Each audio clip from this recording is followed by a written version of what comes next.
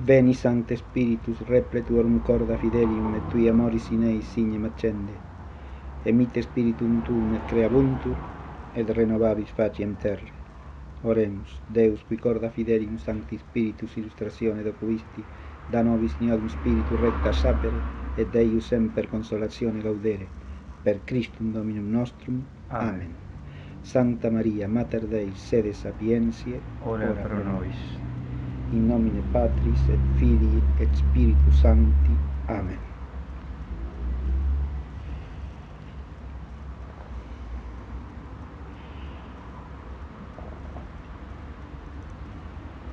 El tema que trataremos de exponer a continuación es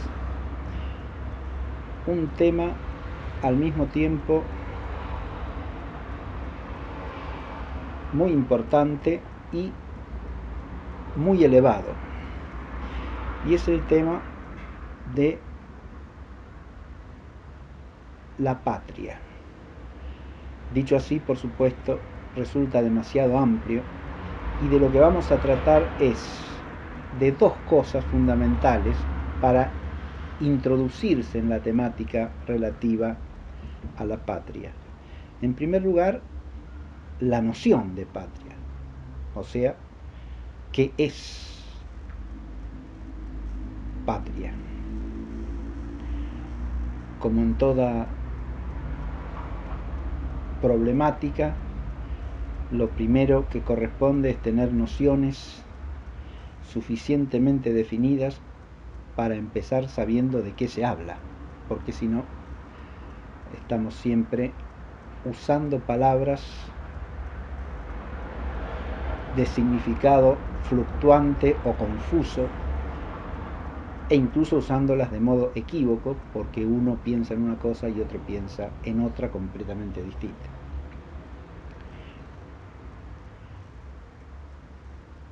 Pero esclarecer la noción de patria, que es lo primero que trataremos de hacer, no es suficiente ni siquiera de modo introductorio, porque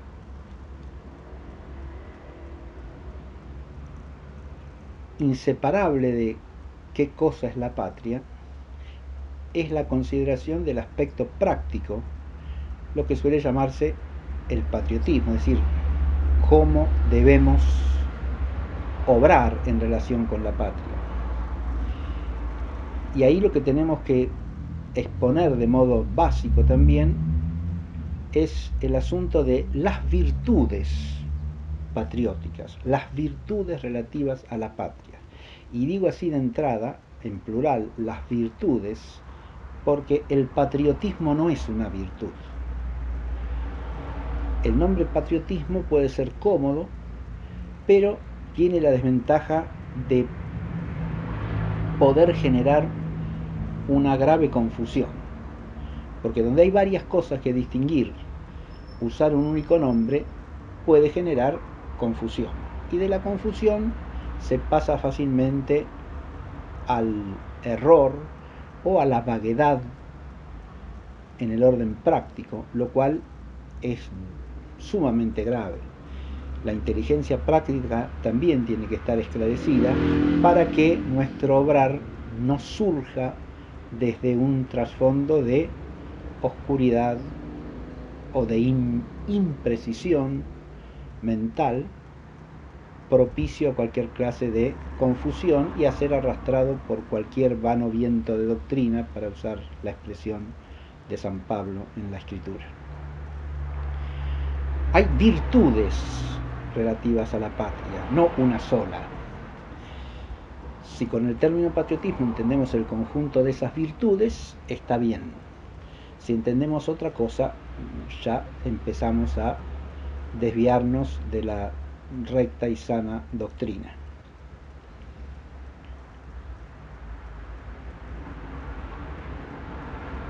Es importante esclarecer tanto la noción misma de patria como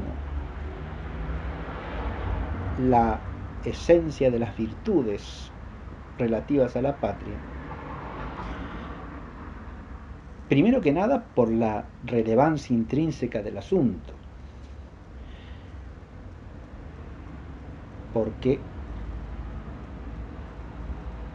como veremos, el concepto de patria tiene una gran elevación visto cristianamente, y las virtudes patrióticas son virtudes muy importantes también, de manera que es un concepto, el esclarecimiento, primero que nada, tiene como raíz y motivo la importancia intrínseca del asunto, pero al mismo tiempo hay un motivo que podríamos llamar apologético, y es deslindar la noción cristiana tradicional de patria y de virtudes patrióticas de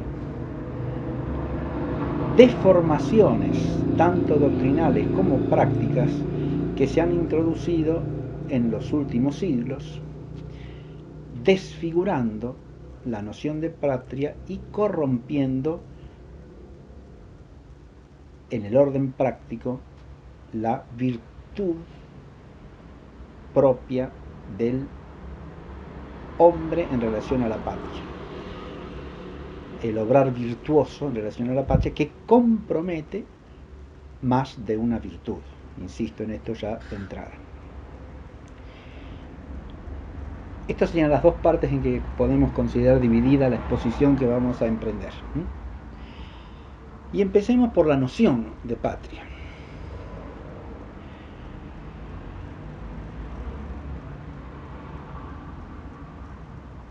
Podemos empezar con una exposición que esclarezca inicialmente la noción de patria desde un punto de vista etimológico y filológico. El término patria nos viene claramente de la tradición latina. Su etimología también es clarísima, porque patrius, patria, patrium es un adjetivo derivado del sustantivo pater, pater patris, que significa obviamente padre. Y patrius, patria, patrium es un adjetivo que se refiere a lo que es relativo o propio del padre. Así, por ejemplo, si hablamos de las capacidades jurídicas que tiene un hombre en cuanto es padre, eso se llama en latín patria potestas, es decir, la potestad propia del padre.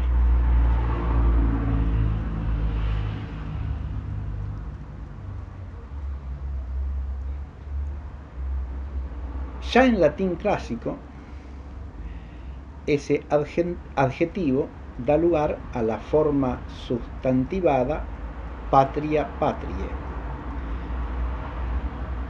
En esa forma sustantivada, dicen los estudiosos de la lengua latina, se puede presuponer inicialmente un sustantivo que estaría aludido de modo implícito.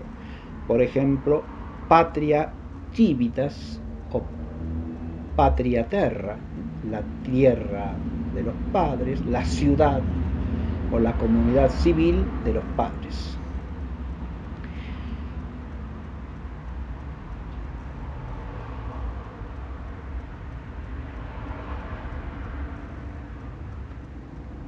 Ubicados allí, ya podemos empezar a tratar de profundizar un poco en qué cosa piensa el antiguo romano cuando dice patria.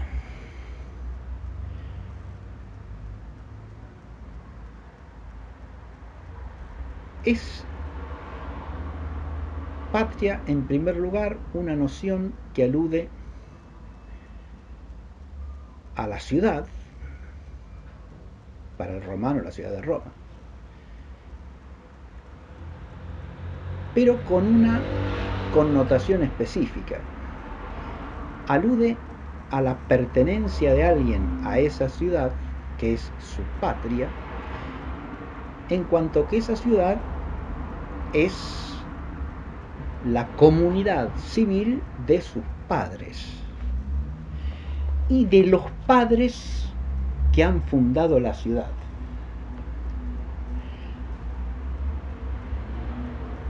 Por ahí empieza a aparecer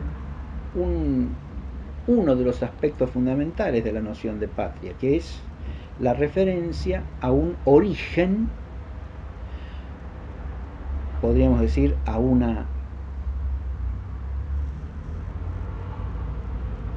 fundación a partir de la cual surge una cierta comunidad civil a la que uno pertenece en virtud de quiénes son sus padres o de quién es su padre. Si lo vemos desde la tradición o de la mente romana, esto primariamente tiene un sentido jurídico y religioso a la vez. ¿Qué quiero decir con esto? Primero que nada, un sentido jurídico porque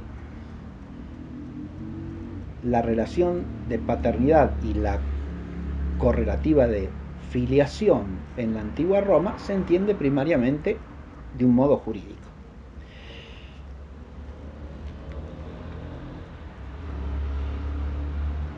Es verdad que, como en cualquier pueblo humano, hay un aspecto, digamos así, de paternidad y filiación biológicos, pero lo que es decisivo y determinante en la mente romana es la filiación como acto jurídico, ¿no? Ningún hombre llega a ser padre meramente en el plano biológico, sino que lo es porque asume jurídicamente que ha tenido un hijo y lo proclama como tal en el derecho y lo inscribe en la familia. Al ser inscripto en la familia, queda inscripto en la gens a la que pertenece la familia y en la tribu a la que pertenece la gens. Y así queda ligado por una relación de parentesco que viene de una raíz asociada a la de pater, por una noción, insisto, por una relación de parentesco, queda ligado a cierta comunidad civil, a cierta comunidad de ciudadanos, queda integrado en ella, de manera que esa comunidad es su patria, es la comunidad de sus padres, diríamos de sus ancestros, ¿no? De sus padres.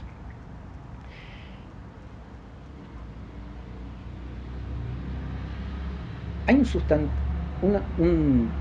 otro término que se puede usar como adjetivo y como sustantivo en latín, que tiene claramente la misma raíz de patria, y es el término patricio. Patricius, patricia, patricium, el patricio romano es aquel que pertenece a una familia fundadora de la ciudad. Es decir,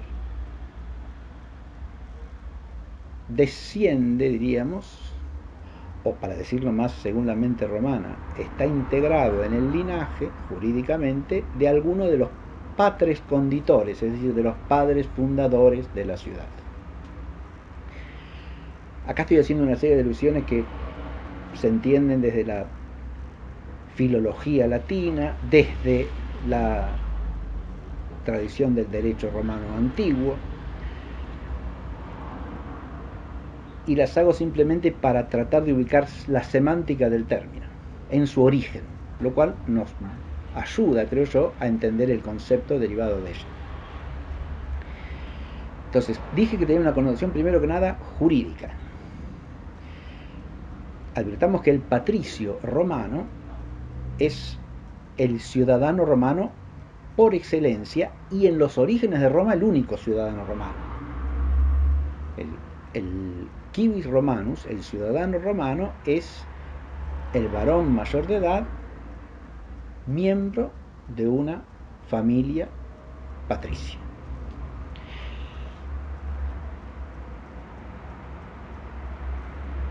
El patricio y patria obviamente están ligados de modo estrecho. Ese patricio es el sujeto por excelencia de derechos y obligaciones en Roma, tanto en el orden privado como en el orden público. En el orden público es el único que reviste la condición de miembro del populus, es decir, del conjunto de los ciudadanos que reunidos constituyen los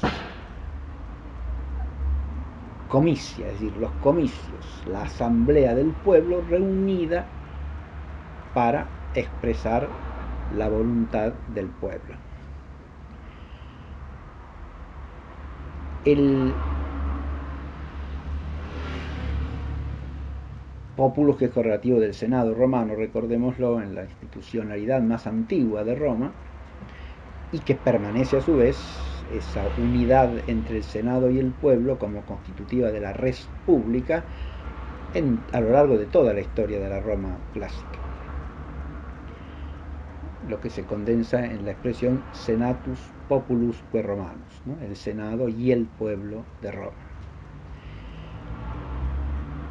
La figura del Senado es una figura también patriarcal, porque los senes, es decir, los ancianos de la ciudad, son los representantes precisamente de la autoridad suprema de los padres en el orden privado, patres familias, y de los padres en el orden público, que son precisamente los senes, que forman el consejo de la ciudad, el consejo que es la sede de la prudencia, de la sapiencia,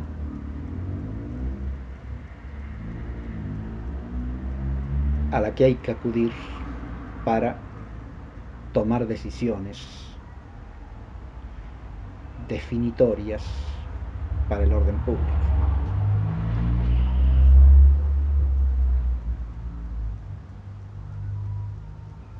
Pareciera que nos estamos alejando de la noción de patria, pero es todo lo contrario. Estoy tratando de hacer un rodeo, dije, filológico, que necesariamente se apoya en la historia, para poder entender el núcleo original y fundamental del concepto de patria.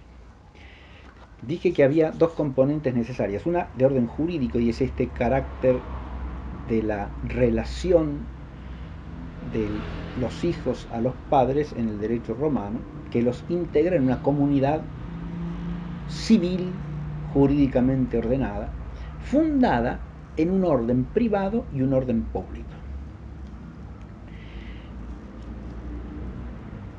Esto tampoco hay que perderlo nunca de vista, porque la patria, nombrada como tal, al aludir a los padres, implica necesariamente una distinción, pero al mismo tiempo una unidad del orden privado y del orden público. Y advirtamos que el nombre de pater y de patres en plural alude en latín clásico tanto al orden privado para referirse al pater familias, es decir, al padre de familia, como a los patres conditores, es decir, al conjunto de los patres familias que han fundado la ciudad de Roma, que son el núcleo original del populus romanus y por lo tanto de la patria romana.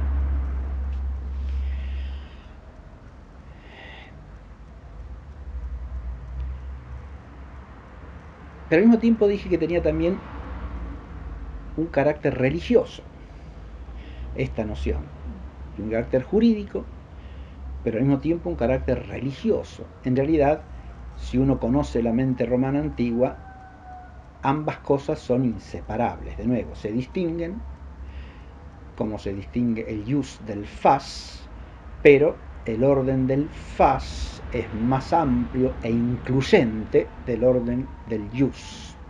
Y en este caso esto también se verifica, porque el pertenecer a una estirpe patricia, es decir, de padres de Roma,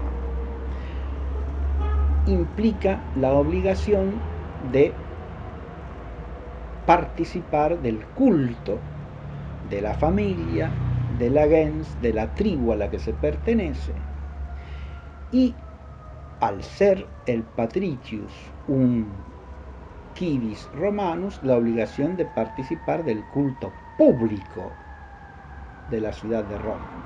Ese culto que es el fundamento por el cual la vida total de la res pública romana, o sea, de la cosa pública romana, de la comunidad políticamente organizada, res pública en esta expresión que estoy usando no alude a un régimen político de gobierno determinado, sino a la cosa pública misma, sea organizada como monarquía, como libera res pública luego o como principado más tarde. Se organice como se organice la forma de gobierno, la forma de gobernar la res pública, permanece la res pública como la comunidad organizada jurídicamente en orden al bien común. Esa pertenencia, digo, al patriciado y a la familia patricia que lo instala en la civitas patrum, la ciudad de los padres, al ciudadano romano, lo hace sujeto del culto público, perdón, sujeto de obligación del culto privado y del culto público. Y por medio de ese culto, la ciudad queda ligada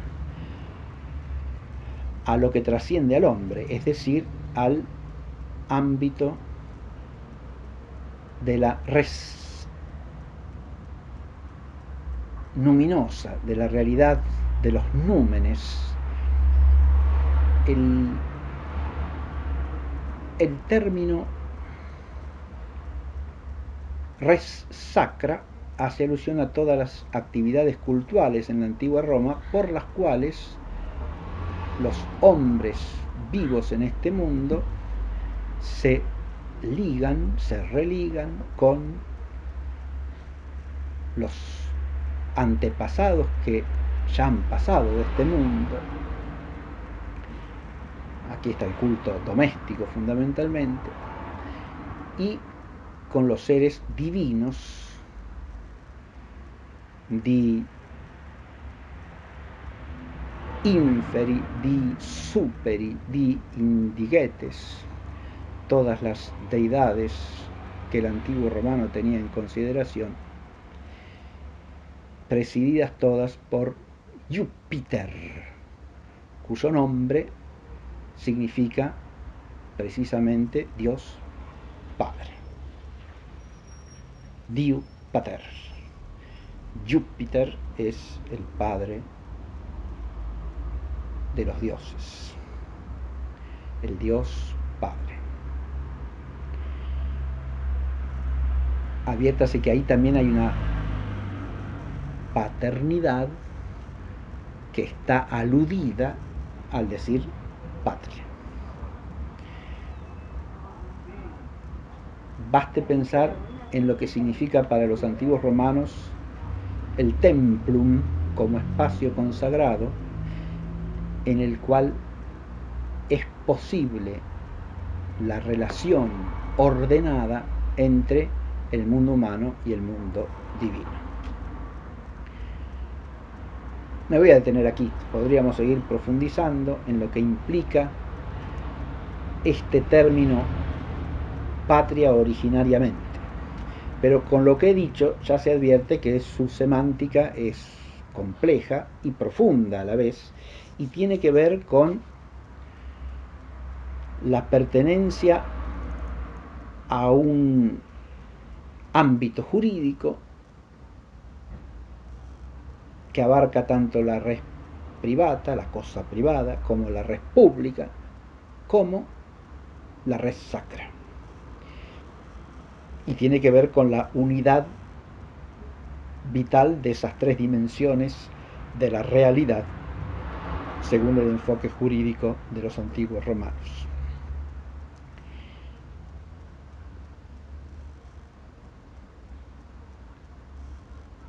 Si uno quiere salir un poco de esta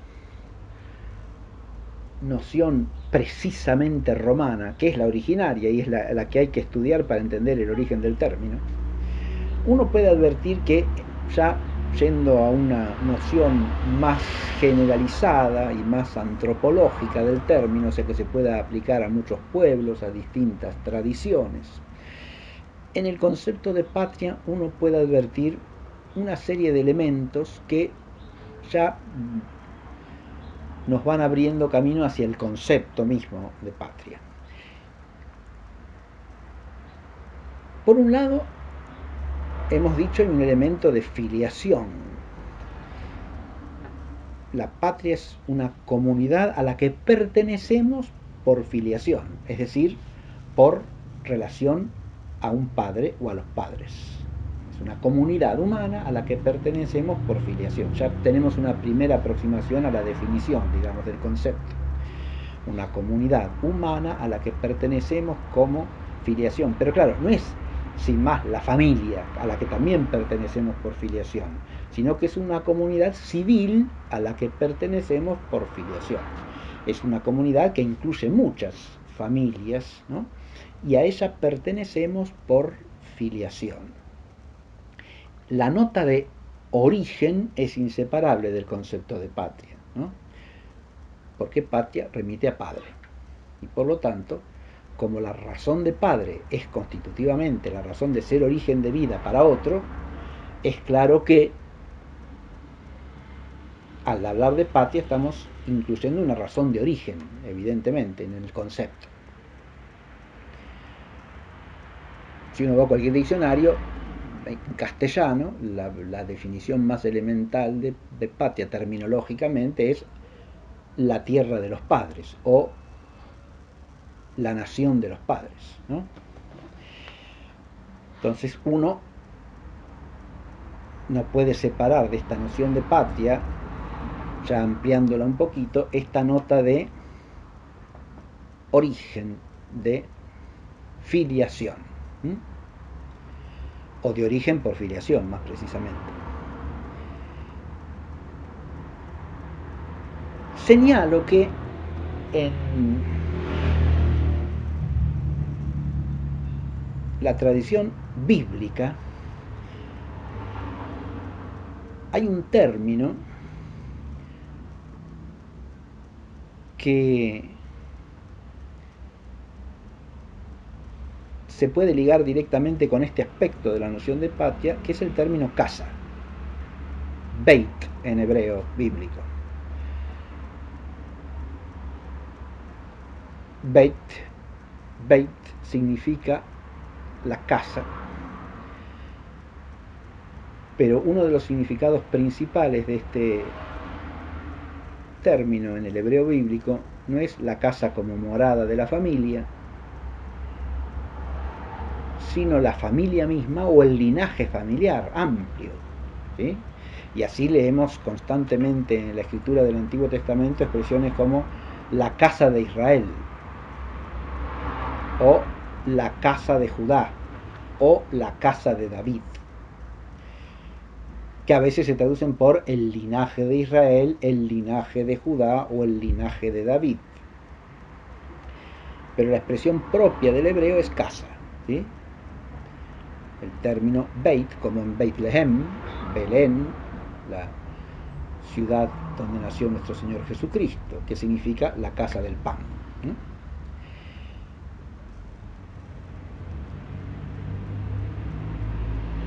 La noción bíblica dicha en hebreo de casa alude también a ¿qué? A la pertenencia por filiación a una comunidad que se extiende en el tiempo, ¿no? A una estirpe, a un linaje,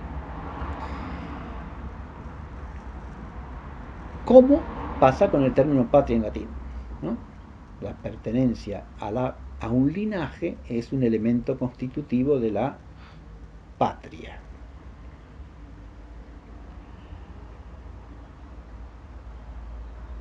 Pero patria también connota, en segundo lugar, no solo un origen por filiación, sino también una identidad por filiación.